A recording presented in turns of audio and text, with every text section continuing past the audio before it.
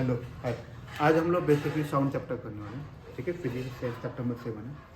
तो साउंड होता क्या है, पहले चीज़ अगर आप ऑब्जर्व करोगे, बात करने के लिए वोकल कॉर्ड वगैरह लगता है, तो हम लोग बात करते हैं। तो साउंड के लिए एक मीडियम लगता है, याद रखिएगा। मुझे जो टॉपिक बताना है उसके ऊपर करेंगे। Sound requires medium to propagate.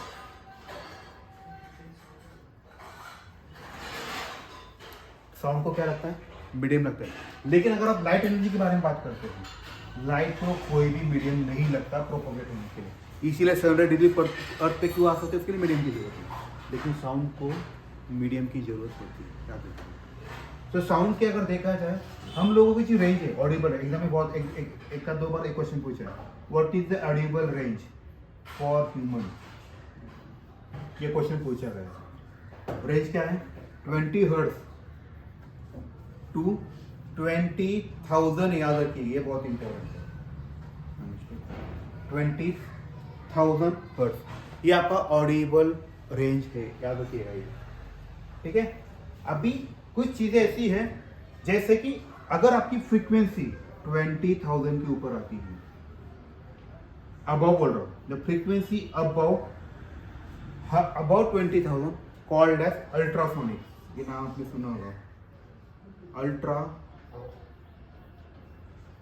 Sonic frequencies. जो भी रेंज 20 हर्ट्ज, सुनिए 20 हर्ट्ज बोल रहा हूं, जो अपनी मिनिमम रेंज है ऑडिबल, उससे कम होती है, इसे बोलते हैं इंफ्रासोनिक बोलते हैं,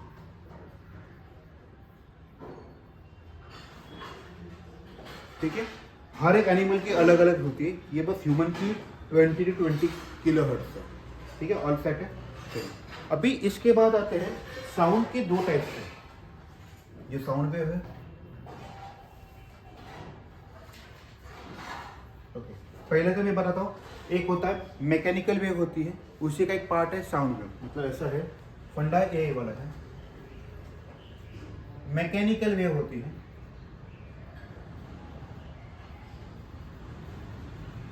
इसके दो पार्ट है, एक है लाइट वेव है और एक है साउंड वेव। हमें जो चैप्टर पढ़ना है ये साउंड पढ़ना है, हमें इसके ऊपर अभी नहीं पढ़ना। तो इस साउंड के दो पार्ट्स होते हैं,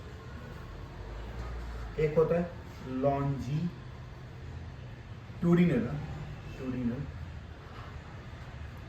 और दूसरा होता है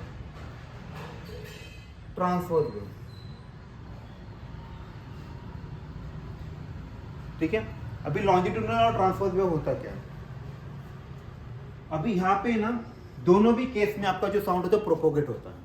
मैं क्या बोल रहा हूँ, समझ में आ रहा है आपका। जो भी हमें जो भी बात कर रहा हूँ, ये साउंड इसे जाता है। तो यहाँ पे डायरेक्शन ऑफ प्रोपोगेशन एक तो पैरेलल होता है, यहाँ पे परपेंडिकुलर होता है। ये बहुत इंपॉर्टेंट चीज है। तो लॉन्जिट्यूडिनल के केस में ये हमेशा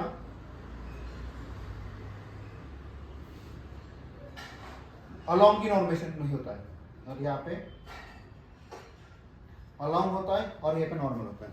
देखिए, ये जो लॉन्जिट्यूडिनल हम जो बात करते हैं, ये इसी के ऊपर बात होता है लॉन्जिट्यूडिनल में। तो यहाँ पे क्या होता है, याद रखिए, यहाँ पे डेफिनेशन कैसे है, अब medium of particle propagate along, याद रखिए यहाँ पे एक वर्ड है अलोंग, मतलब उसके साथ होता है, along the direction of propagation. मतलब मैं जब बात कर रहा हूं, तो जो मीडियम में एनर्जी पास हो रही है, ऐसे यहां से वहां तक, ये अलोंग हो रहा है, along the direction of propagation होता है, इसे बोलते हैं लॉन्जिट्यूडिनल वेव। ये फॉर्म होती है, इसमें दो पार्ट्स होते हैं, एक होता है कॉम्प्रेशन होता है, नाम से आपको पता चलेगा कॉम्प्रेशन होता है, दूसरा होता है रेयरिफिकेशन। क्या होता है, रेयरिफिकेशन, ठीक है। ये कॉम्प्रेशन रेयरिफिकेशन क्या होता है मैं बता देता हूँ। और जो ट्रांसवर्स होता है, यहाँ पे एनर्जी जो भी है वो प्रोपोगेट होती है, यहाँ पे कैसे अलोंग है, यहाँ पे normal to the direction of propagation. यहाँ पे सब डेफिनेशन सेम है, बस उसकी इस अलोंग की जगह क्या करना है, बस नॉर्मल। और सेट है। चलो फिर अभी कॉम्प्रेशन रेयरिफिकेशन क्या होता है, जो साउंड लॉन्जिट्यूडिनल वेव के जो दो पार्ट्स हैं, कॉम्प्रेशन एंड रेयरिफिकेशन। कॉम्प्रेशन यानी क्या होता है, ये देखो, अगर मान लीजिए मेरी साउंड एनर्जी और साउंड वेव है,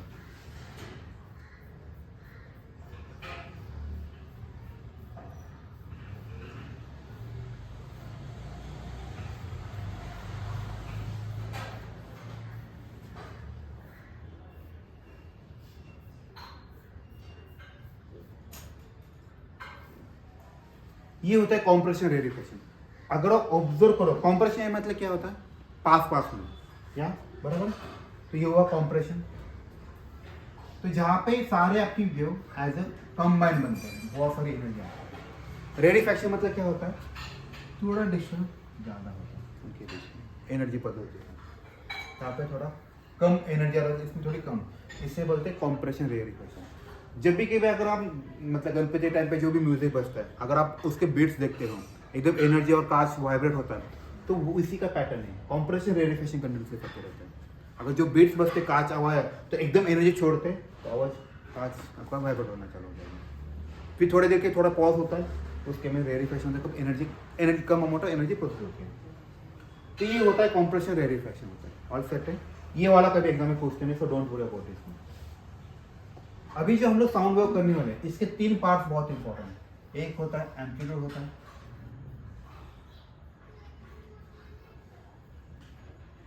एम्पलीट्यूड होता है, दूसरा होता है टाइम पीरियड होता है, और तीसरा होता है फ्रीक्वेंसी होता है। तीसरा क्या होता है, अभी एम्पलीट्यूड यानी क्या होता है वो देखते हैं। अगर मान लीजिए ये एक छोटा सा वेव निकलता और ये वाला नहीं, अगर मैंने आपको पूछा कि भाई इसमें से एम्पलीट्यूड किसकी ज़्यादा है, तो आप क्या बोलोगे, हाँ सर इसकी एम्पलीट्यूड ज़्यादा है। आपको पता नहीं क्यों, लेकिन ऐसा लग रहा है मेरे को इसकी एम्पलीट्यूड ज़्यादा है, तो आपको भी पता चलेगा। एम्पलीट्यूड मतलब क्या होता है, यहाँ पे जो मैक्सिमम, इसे क्या बोलते हैं पता है, इसका नाम है मीन पोजीशन। इसका नाम क्या है, मीन पोजीशन। तो एम्पलीट्यूड का डेफिनेशन क्या है, देखिए मैक्सिमम, यहाँ पे ये भी डिस्प्लेसमेंट है, ये भी डिस्प्लेसमेंट है, ये भी डिस्प्लेसमेंट है। इसमें मैक्सिमम डिस्प्लेसमेंट कौन सा, ये वाला। तो उन्होंने एम्पलीट्यूड का डेफिनेशन कैसे किया, maximum displacement from its mean position called as amplitude. कहां से करना हमें, मीन पोजीशन के किसकी ज्यादा एम्पलीट्यूड है, डिस्प्लेसमेंट किसका है, दैट इज कॉल्ड एम्पलीट्यूड। तो ये भी रहेगा, ये भी रहेगा, लेकिन एम्पलीट्यूड छोटी है, तो ये they will not consider this one. सबसे ज्यादा किसने किया है, मतलब मान लो कि 10 लोगों ने क्राइम किया है, सबसे ज्यादा क्राइम किसने किया है, उसको उठाओ पहले, ये वाला, राइट, ये वाला 15। तो ये हुआ एम्पलीट्यूड। एम्पलीट्यूड जो होता है हमेशा मीटर में बोल सकते हैं, सॉरी डिस्प्लेसमेंट है तो इसलिए मीटर में बोल सकते हैं। ओके, इसके बाद आता है टाइम पीरियड। टाइम पीरियड एकदम सिंपल से मैं बताने का ट्राई करता हूँ। देखो मान लीजिए कि मेरी एक वेव है, बराबर है, दूसरी एक वेव है, देखिए मेरा टाइमिंग देखिए, तीसरी वेव है। अगर आप ऑब्जर्व करो, तीनों केस में कौन, ये पूरी वेव होती है, याद रखिएगा, ये this is your entire wave, एक वेव हो रही होती है। तो आप मुझे बताइए, इसमें जब मैंने डायग्राम निकाला तो मुझे सबसे कम टाइम किस में लगा, थर्ड केस में लगा। क्यों लगा, तो मैं क्या बोलूंगा, इसका टाइम पीरियड क्या है, सबसे ज्यादा है। तो टाइम पीरियड की डेफिनेशन क्या है, time taken to complete one oscillation, क्या बोलते हैं, ऑसिलेशन। तो इसका टाइम पीरियड कम लगा, मैंने भले इसका डिस्टेंस ज्यादा, उससे मतलब नहीं है, एक खत्म करने के लिए इसे क्या लगता है, तो टाइम पीरियड यही होता है। टाइम पीरियड मतलब क्या होता है, नाम में लिखा है time taken to complete one revolution और ऑसिलेशन बोलते हैं, इज कॉल्ड है टाइम पीरियड। और ये हमेशा हमेशा होता है सेकंड में होता है। सब रहेगा इस पॉइंट पे, चलो फिर आगे बढ़ते हैं। इसके बाद और टॉपिक आता है वो है वेवलेंथ।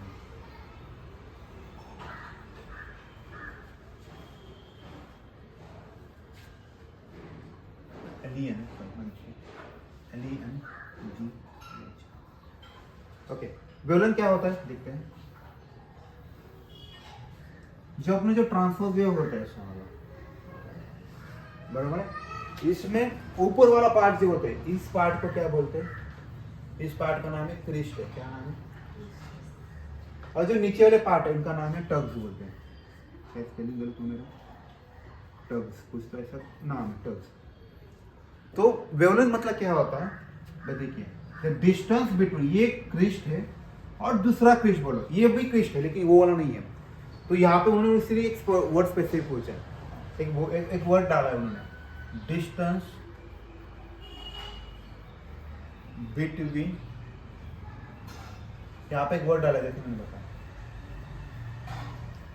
सक्सेसिव, मतलब ये होने के बाद इमीडिएटली ये, ऐसा नहीं कि ये गैप छोड़ के ऐसा, इसलिए वो सक्सेसिव वर्ड है। द डिस्टेंस बिटवीन सक्सेसिव, एक क्रिस्ट ले लो और कर्व ले लो, मतलब नीचे वाला, ये दोनों ले लो, इसे बोलते हैं वेलोसिटी। ये भी हमेशा मीटर में मेजर किया जाता है, याद रखिएगा। और सेट है, तो ये वो साउंड का। ओके, इसके बाद आता है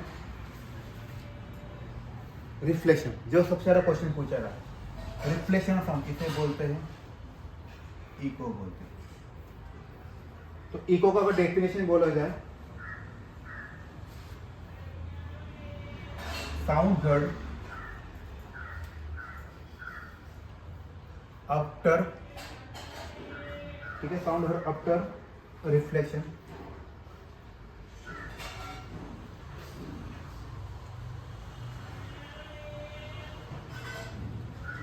फ्रॉम डिस्टिंक्ट ऑब्जेक्ट।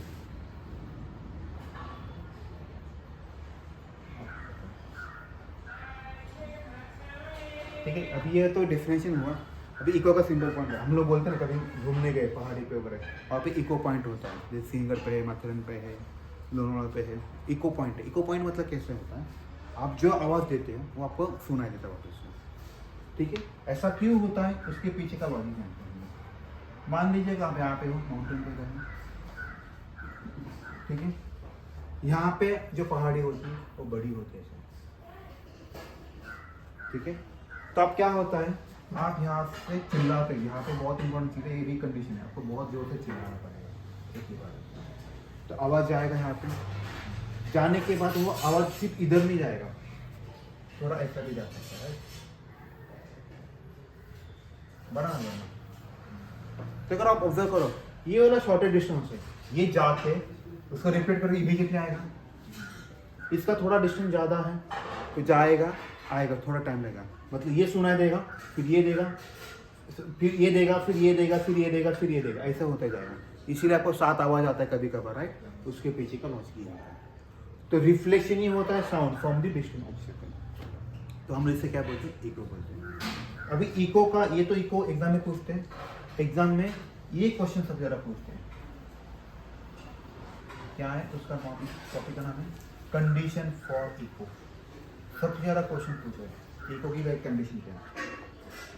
तो कंडीशन क्या है, आप जहाँ से चिल्ला रहे हो और ये जो माउंटेन है, ये जिनके बीच का डिस्टेंस क्या होना चाहिए, मिनिमम, यहाँ पे मैंने मिनिमल है, एटलीस्ट बोलते हैं, द डिस्टेंस बिटवीन दी क्या बोलते हैं, ऑब्स्टेकल और ये distance between 2 parts we can say 17 metre होना चाहिए। मिनिमम बोल रहा हूँ मैं, उससे ज़्यादा चलेगा, एटलीस्ट बोलते हैं इसको, इसलिए मैं एटलीस्ट वर्ड किया। ठीक है, एक चीज़ वो। दूसरा चीज़ क्या होना चाहिए, आप जो बता रहा है वो एकदम नॉर्मल आवाज़ से बोल रहा है, तो पॉसिबल है क्या, नहीं। तो इसका जो इंटेंसिटी है बात करने का, that should be high, intensity of a louder should be high, so that sound वहाँ पे जाके पहुँचना है, वापस आना है, उसको इतना उसको डिस्टेंस कवर करना है ना, तो इसीलिए उसकी एनर्जी क्या होना चाहिए, उतनी ज़्यादा होना चाहिए। बराबर है, सेकंड पॉइंट हुआ। थर्ड पॉइंट क्या होता है, आप जिससे बात करें ये जाके कहीं पे जाके धड़केगा ना, स्ट्राइक होगा ना, तो ये वेरियस पॉइंट पे जाके स्ट्राइक होगा, राइट। तो इसीलिए ये थोड़ा बड़ा होना चाहिए, तभी तो ऑब्स्टेकल का।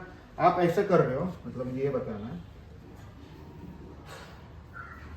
आप बहुत जोर से चिल्लाए लेकिन यहाँ पे कुछ है ही नहीं, तो कुछ फायदा होगा क्या, नहीं। क्यों, ये साउंड जाएगा ही, बस आएगा क्या वापस, नहीं आएगा। इसीलिए यहाँ पे लिखा है the sound size of reflector, ये रिफ्लेक्टर के काम करेगा, ये बड़ा होना चाहिए, ताकि आप जो चिल्ला रहे हैं ये जाके कहीं पे जाके स्ट्राइक कर रहे वो वापस आएगा। इसे बोलते हैं इको, बहुत इंपॉर्टेंट है। ठीक है, यूजेस ऑफ इको आता है। तो मैंने आपको साइज 3 कंडीशन बताया। पहला कंडीशन का मिनिमम 17 मीटर का है।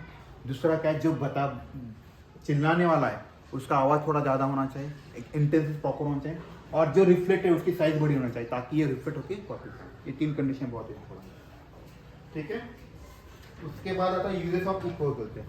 अगर आप इको के बारे में देखो, इको के लिए ऐसा कुछ नहीं कि बहुत बड़ा चाहिए, वो हमेशा अनडिवाइडेड होता है। दूसरी चीज़ होता है ये नैरो मीन से भी जाता है। और तीसरी चीज़ है ये कोई भी मीडियम से इजीली एब्सॉर्ब नहीं होता। ये 3 चीज़ें हैं, ये 3 चीज़ें आपको याद रखना है। इसके बाद वाला एक टॉपिक है, उस टॉपिक का नाम है सोनार। ये एक बहुत इंपॉर्टेंट है, साउंड नेविगेशन एंड रेंजिंग, एक कंसेप्ट है। एग्जाम में इसके ऊपर भी बहुत सारे क्वेश्चन पूछेगा। तो होता क्या दिखाता हूँ, मान लीजिए आप 5 समुद्र में गहरे बहुत को जाके होती है, तो मुझे टेप लेके तो नहीं मेजर कर सकता, राइट? टेप लेके तो मैं नहीं जा सकता। यहाँ पे वो क्या करते हैं, यहाँ पे 2 सिग्नल्स होते हैं, जैसे अपना रेडियो भी होता है, वहाँ पे भी 2 एंटीना होते हैं, पता है? आपके मोबाइल में रिसीवर होता है, और जहाँ से वो FM चलता है, सिग्नल टावर होता है, वो वहाँ से ट्रांसमिट होता है। तो 2 चीज़ें लगती हैं हमें, क्या लगती है? ट्रांसमीटर में जो ट्रांसमिट करने वाला है, और रिसीवर है ना जो रिसीव करने वाला है। तो यहाँ पे भी सेम लॉजिक है। एक आपका ट्रांसमीटर को मैं TX लिखता हूँ, और रिसीवर का मैं क्या लिखता हूँ, RX लिखता हूँ, बगल बगल में बैठता है। तो इस केस में क्या करते हैं, ये वेव यहाँ से यहाँ पे जाती है, उसके एंड में जाके स्ट्राइक होती है, जो भी ऑब्स्टेकल है उसको होने के बाद वो क्या आगे वापिस इस रिसीवर का आएगी, राइट? तो ये क्या करते हैं, इसको कितना टाइम लगा, तो उनको पता है speed of sound in water, तो वेलोसिटी का फॉर्मूला क्या अपना डिस्टेंस अपॉन टाइम है, बराबर? उन्हें पता है, उन्होंने जो फ्रीक्वेंसी डाली है, जो सिग्नल छोड़ा है, उसके साउंड छोड़ा है, उसकी वेलोसिटी क्या है उस लिक्विड में वाला, वो मुझे पता है। मुझे पता है ये वाला डिस्टेंस, मुझे ये कैलकुलेट करना है। अगर आप ऑब्जर्व करें, यहाँ पे 2 डिस्टेंस कवर करना है, ये वाला जाते समय और एक समय आते समय, तो इसलिए यहाँ पे 2D आता है। फिर हमें देखिए, मुझे स्पीड भी पता है, पानी में कितना स्पीड होता है, मुझे ये डिस्टेंस तो पता मुझे करना है, और मुझे पता है ये छोड़ने के बाद मैं कब उसको अचीव कर रहा हूँ। मान लो 5 सेकंड के बाद आ रहा है, तो यहाँ पे 5 लिखा, मुझे इसकी वैल्यू पता है। आपको क्या पता चलेगा, D पता चलेगा। इसीलिए हम लोग इससे क्या कर सकते हैं, इसकी डेप्थ, इससे बोलते सोनार। सो सोनार एग्जाम में अगर पूछा तो आपको क्या बताना, सोनार यानी sound navigation range system in which they have placed transmitter and receiver. Through transmitter they transmit signal, and through receiver they receive the signal. That's the second point. So once signal is transmitted and received by the receiver, they capture the time duration and they know the velocity. They put this formula in this formula. V equal to 2D upon 2.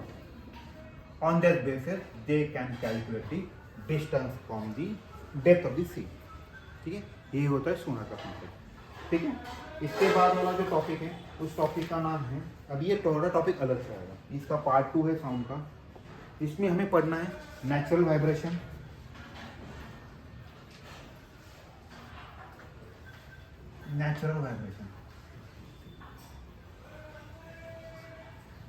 उसके बाद वाला जो topic है उसे बोलते हैं damp vibration.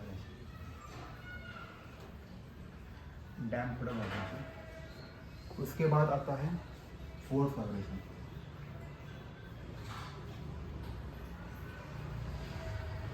और इनके बीच में डिफरेंस बहुत पूछते हैं।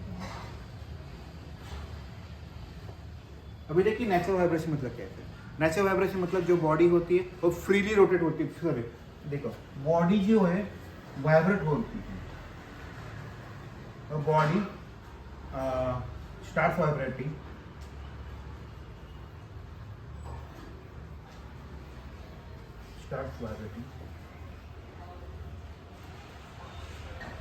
नेचुरल है, यानी मैंने ये नेचुरल यानी कोई भी हमें एक्स्ट्रा फोर्स लगाना है without any extra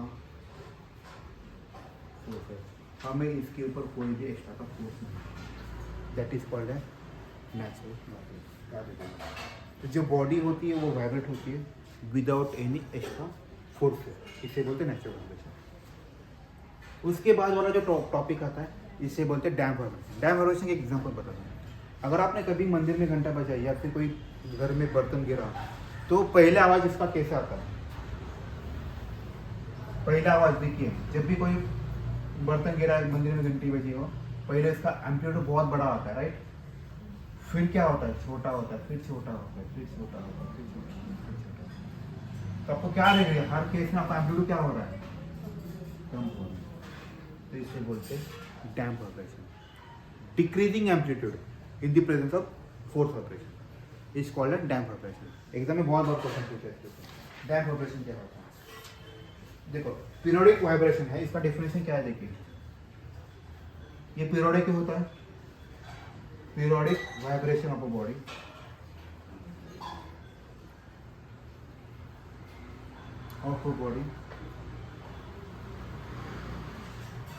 with decreasing amplitude, ये बहुत इंपॉर्टेंट वर्ड है। मैंने यहाँ पे डिक्रीजिंग क्यों लिखा, अगर आप देखो एम्पलीट्यूड हर बार कम होती जा रही है, विथ डिक्रीजिंग एम्पलीट्यूड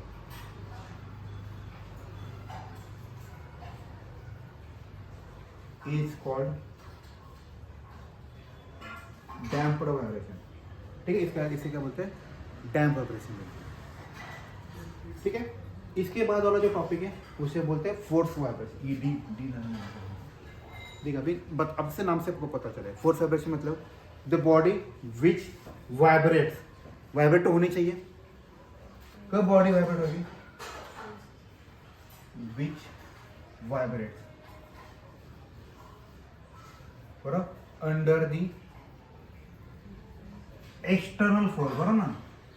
जब आप एक्सटर्नल फोर्स करोगे मतलब ही इससे बोलते हैं ना, एक्सटर्नल एक्स्ट्रा फोर्स दोगे तभी वाइब्रेट होगा, under the external force apply on called as force vibration. मतलब आपको इसके ऊपर एक्स्ट्रा का फोर्स, एक्सटर्नल फोर्स अप्लाई करना पड़ेगा, तभी ये बॉडी वाइब्रेट होना चाहिए। अभी एग्जाम में डिफरेंस है बहुत पूछते हैं, जैसे कि अगर आप देखोगे नेचुरल वाइब्रेशन, ये वाला एग्जाम में बहुत पूछा है, नेचुरल एंड डैम्प वाइब्रेशन में वाइब्रेशन का डिफरेंस पूछते हैं। आप ही मुझे बताइए, नेचुरल वाइब्रेशन में बॉडी जो होती है वाइब्रेट होती है यहाँ पे विदाउट एनी एक्सटर्नल फोर्स, बराबर। यहाँ पे क्या होती है, बॉडी एक्सटर्नल फोर्स की जरूरत पड़ती है तभी ये वाइब्रेट होती है।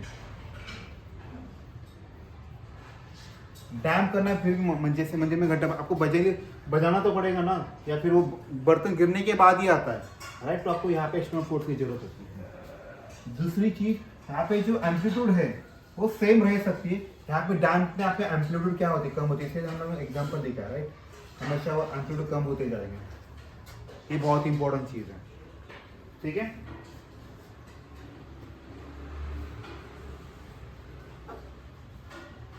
यहाँ पे देखो, यहाँ पे बॉडी हमेशा रोटेट वाइब्रेट होती रहती है, इसलिए नो लॉस ऑफ एनर्जी होता है।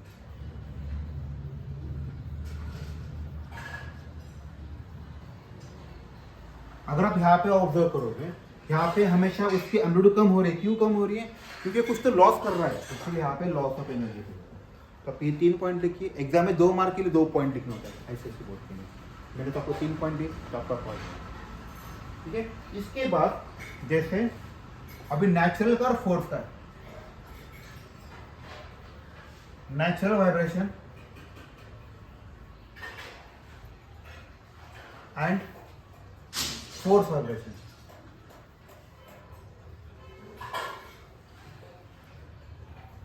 इनके ऊपर देखो, तो नेचुरल वाइब्रेशन और डेफिनेशन बता दीजिए, फोर्स वाइब्रेशन का डेफिनेशन बता दीजिए। ठीक है, इस केस में क्या होता है, एनर्जी लॉस नहीं होती, यहाँ पे आपको एनर्जी का सस्टेन करना पड़ता है ताकि आपका फोर्स रहे। ठीक है,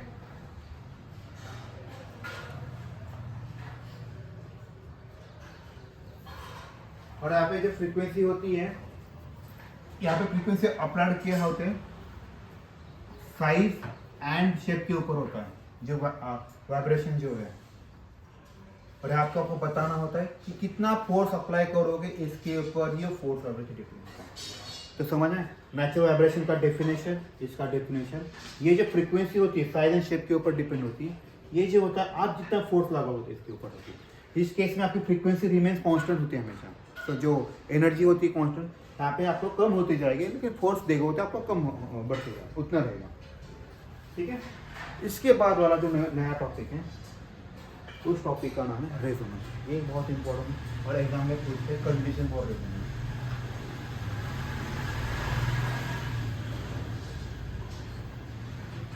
देखो, अगर मैं रेजोनेंस एग्जांपल बताता हूँ, तो मान लीजिए एग्जांपल आपको अभी विंटर का समय चल रहा है, एक टाइम तक आप उसका जो ठंडी है वो महसूस कर सकते हो, बेयर कर सकते हैं।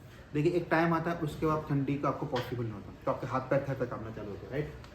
तो एक कंडीशन आती है, एक पॉइंट आता है, उसके बाद आपका कंडीशन वो बेरेबल नहीं होता, तो आपकी बॉडी जो होती है वो, याद ये वर्ड बहुत इंपॉर्टेंट, बॉडी जो होती है वो वाइब्रेट होती है,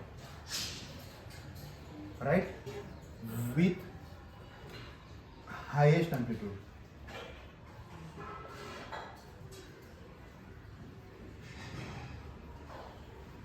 ठीक है, ये बहुत इंपॉर्टेंट है।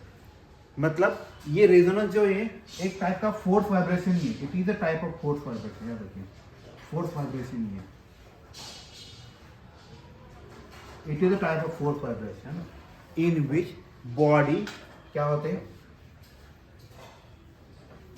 Starts vibrating with highest amplitude.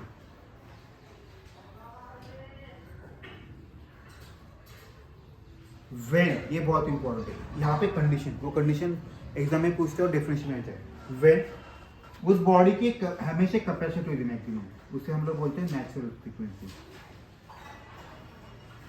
ये जो नेचुरल फ्रीक्वेंसी मतलब जो बेरिंग कैपेसिटी है इज मैच, इसकी नेचुरल वाइब्रेशन फ्रीक्वेंसी में मैच करना है किसके साथ, ये जो हम लोग फोर्स कर रहे हैं ना एक्सटर्नली उसके साथ। तो उसका डेफिनेशन ये है, देखिए, resonance is a special type of force vibration when a frequency of external applied on the body is equal to natural frequency. When the frequency of external, बराबर ना, is matched with the natural frequency, तब आपका resonance होता है। तो resonance में याद रखिएगा आपकी जो बॉडी की फ्रीक्वेंसी है, मतलब बॉडी मतलब जो भी वाइब्रेट होना है उसकी जो खुद की कैपेसिटी है नेचुरल फ्रीक्वेंसी, ये मैच होगी कब, जब हम लोग एक्स्ट्रा का फोर्स लगाने वाले हैं, तब आपकी बॉडी क्या रहेगी, तो आपकी मतलब यहाँ पे ये जो बॉडी है ये रोट वाइब्रेट होना चालू हो जाए विथ हाईएस्ट एम्पलीट्यूड, तो इससे बोलते हैं रेजोनेंस। ठीक है, ये बहुत इंपॉर्टेंट है, एग्जाम में कंडीशन पूछते हैं, कंडीशन वही है, externally applied frequency is equal to natural frequency, that is the condition of resonance. ठीक है,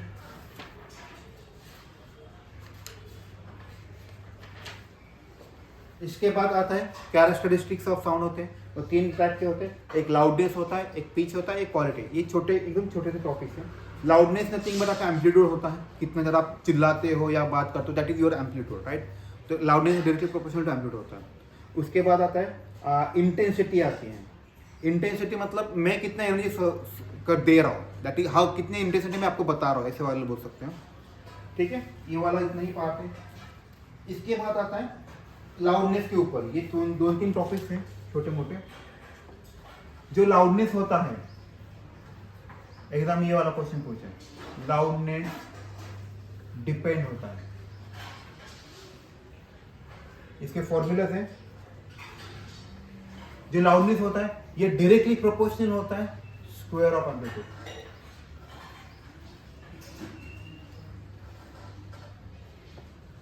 क्या होता है, स्क्वायर ऑफ एम्पलीट्यूड होता है। ये इनवर्सली प्रोपोर्शनल होता है, इनवर्सली प्रोपोर्शनल होता है स्क्वायर ऑफ डिस्टेंस।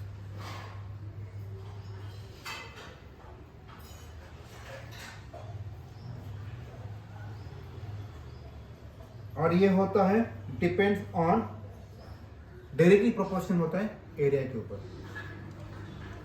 ये 3 पॉइंट याद रख दीजिए, आपका काम नहीं होगा। और एक होता है डेंसिटी के ऊपर भी डिपेंड रहता है। तो loudness depend on square of amplitude. आपको जितना ज़्यादा मतलब जितना आप चिल्लाओगे उससे स्क्वायर जो होगा दैट इज लैम्ब्डा होता है। Inversely proportional square of distance, जितना डिस्टेंस ज़्यादा रहेगा उतना लाउडनेस कम रहेगा। एरिया के ऊपर भी डिपेंड, इसलिए देखिए वो बाद में बड़ा साउंड होता है ना, ऐसा वाला साउंड होता है इसमें, वो एरिया बढ़ा रहे हैं बेसिकली। ये वाला साउंड वैसे होता है ना, क्यों एरिया बढ़ा है तो लाउडनेस बढ़ेगा आपको, वो इसको लॉस। ठीक है, इसके बाद आता है बस उतना ही, म्यूजिक एंड नॉइज, वो तो नॉर्मल है। म्यूजिक मतलब जो कानों का प्रेजेंट रहता है, नॉइज मतलब अनवांटेड डिस्टर्बेंस होते हैं। ठीक है, तो कहती साउंड में इतना ही इंपॉर्टेंट है। तो याद रखिए साउंड के इंपॉर्टेंट टॉपिक कौन से हैं, एक इको है, नेचुरल वाइब्रेशन है, फोर्स वाइब्रेशन है, डैम्प वाइब्रेशन, उनके डिफरेंसेस है, और रेजोनेंस। ये 4 टॉपिक सबसे ज़्यादा इंपॉर्टेंट है, सबसे ज़्यादा पूछे गए। ठीक है। फिर ये पिच वगैरह उसके ऊपर बेसिक न्यूमेरिकल्स आते हैं जो हम लोग एक एक्स्ट्रा सेपरेट उसका वीडियो बनाएंगे, ठीक है। चलिए, थैंक यू।